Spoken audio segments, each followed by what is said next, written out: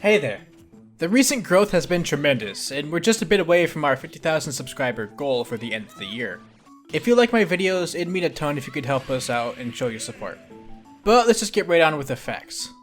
Since it's the end of the year, I figured I'll do some end of the year cleaning. I have a list of every interesting fact or question I get when sifting through the comments or DMs of my videos, and I just pick and choose from that list whenever I make videos. However, since I usually get subjected to recency bias, a lot of the older facts haven't been touched in a hot minute. So I figure I'll just crank out some of those now, no tight transitions required. Not to mention this is the 10th installment of the series. Well, it's technically the 11th, but the first installment is really old and really outdated. First up, Tipo Emblem had asked a while ago if heroes' buffs stack with those from Find Me. With Psych Up, a full hop down air does 23%. With Oomph, it does 30.7%. When I get the buff from knocking out the Dark King, a Psych Up down air does about 39%, and an Oomph down air does 52.7%.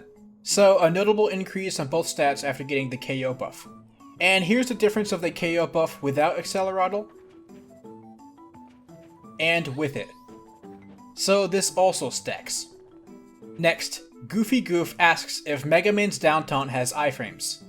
Now I could see why this would be asked. It does look like Mega Man is kind of disappearing for a bit, but I can assure you that this is only visual. His model is still there.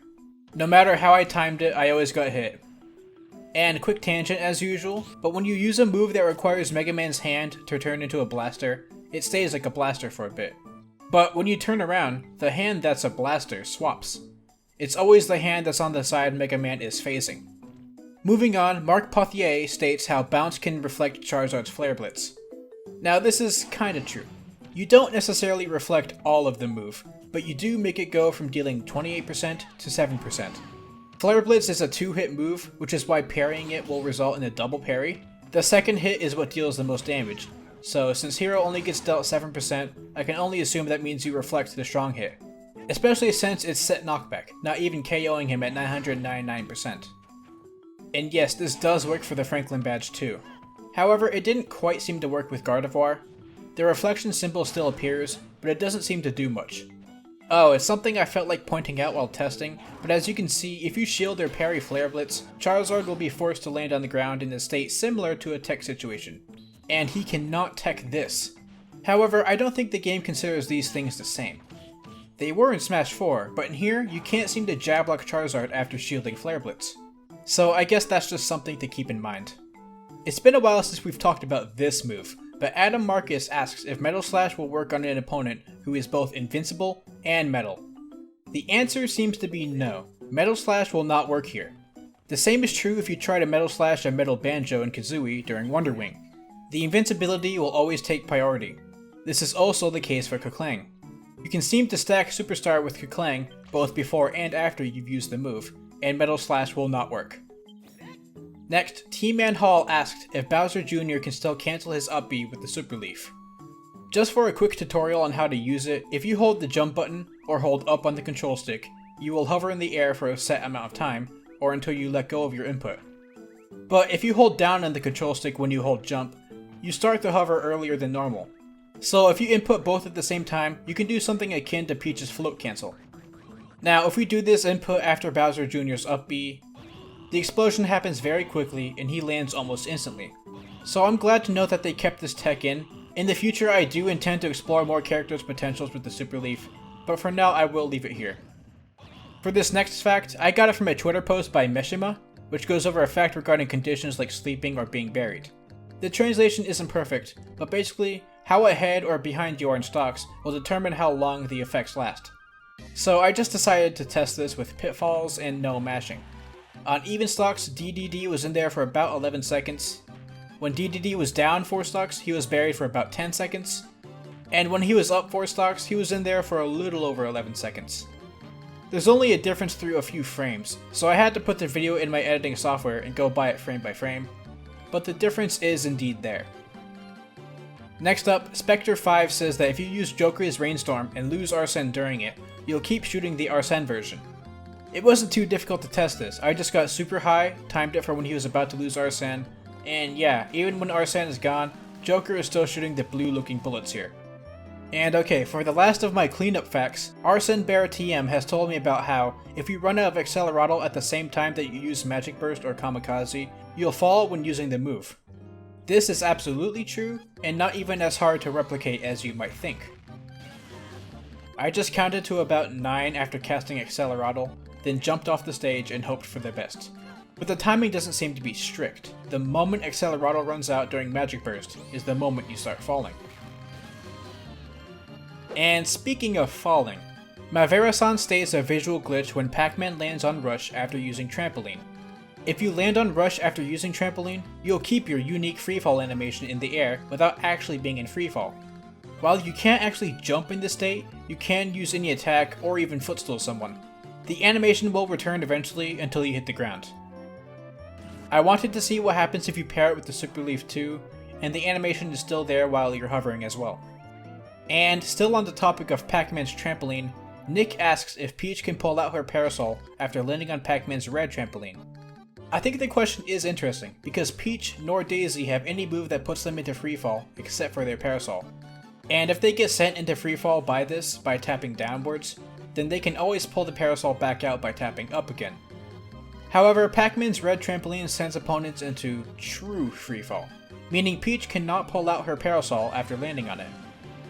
Lastly, for Pac-Man, Backstory Ben had informed me about a visual glitch regarding Pac-Man's victory screen. This is what the victory screen normally looks like. However, if you use Pac-Man's Final Smash at all anywhere in the match, the victory screen will end up looking like this.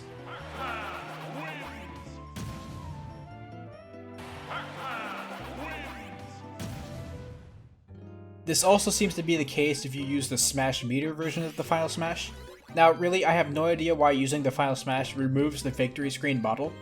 If any of you have answers to that one, please let me know because I just find this really odd. Moving on from Pac-Man, Nocturne 333 talks about how Joker's victory screen acts with stage morph. As you know, the color of Joker's victory screen changes based on the version of Mementos he fought in, and it always defaults to red on non-Memento stages. So the question is, what happens if you win on a new variant of Mementos after it's been morphed into it? And as it appears, your victory screen color will be determined by whichever version of Mementos it's in at that time. If you start out in blue, the color will be blue. If you start out as red, but you win in yellow, it'll be yellow. However, if you start out in blue Mementos and morph into a completely new stage, like Battlefield, the victory screen will still be blue instead of the default red that Battlefield would normally give you. So as soon as the stage morphs into Mementos, that color of Mementos will always be the victory screen color. Now let's talk a bit about spirits. In my server, Burbo mentions how if you throw an assist trophy while you have spirits on, it'll scale differently. For comparison, here's what happens if I jab the Hammer Bro once, then toss him. Now, I've given DK some random spirits, nothing really special at all, and now look what happens. I'm not entirely sure what the cause of this is. It's like, the spirit set that I used, which worked, is this one here, with decent attack power and a meaningless skill. But it didn't quite work for this spirit set, despite the power not being that much lower really. So I'm not sure, but it is what it is. And you do need to deal a little damage first, typically before this effect happens. Speaking of spirits though, Element Man EXE states how the Lava Floor Immunity Spirit doesn't work in Stage Builder.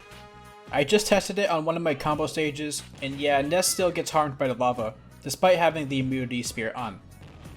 In fact, I even tested this on Great Cave Offensive, and the Spirit doesn't work here either. So unfortunately, the Spirit effect is just mega useless.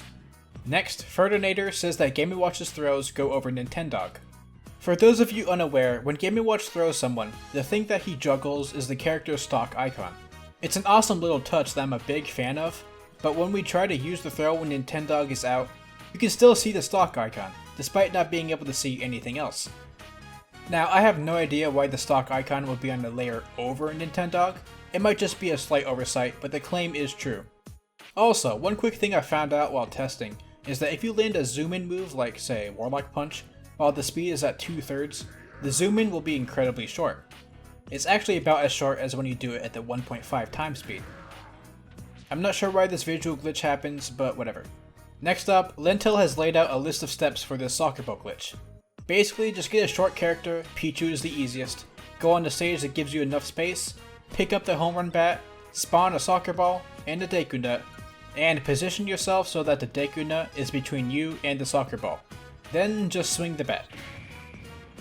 You seem to hit the bat, trigger the Deku Nut, and reflect the Deku Nut all at the same time. So I'm not really sure why, but after this, the soccer ball cannot be attacked again. You can still push it around, but it's intangible otherwise. Oh, and speaking of intangibility, Jaden had informed our Discord server about a certain technique that you can use against Piranha Plant's Final Smash. For those of you who are unaware, here's what the Final Smash normally does.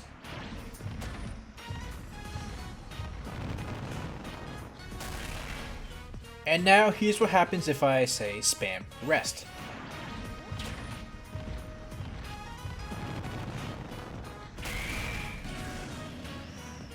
Rest has intangibility on frame 1, and it seems like this technique only works for moves that have this intangibility on frame 1. Well, for most at least. A few other examples are Little Mac's Jolt Haymaker, Martha and Lucina's Dolphin Slash, Luigi's Cyclone, and technically Yoshi's Jump. See, Yoshi's Jump has heavy armor, so at low percents, you will get out without taking any knockback, but you will still take the damage. However, at higher percents, you'll still take the knockback, but it'll just be heavily reduced. The most practical of these options is Luigi's Cyclone, since the move is already really good. But if you ever find yourself in this very niche scenario, you may as well spam this get out option. Speaking of Jigglypuff, did you know that if you use rollout on ice, you can't turn around? I guess it kinda makes sense, it'd be way too slippery to start rolling in a new direction.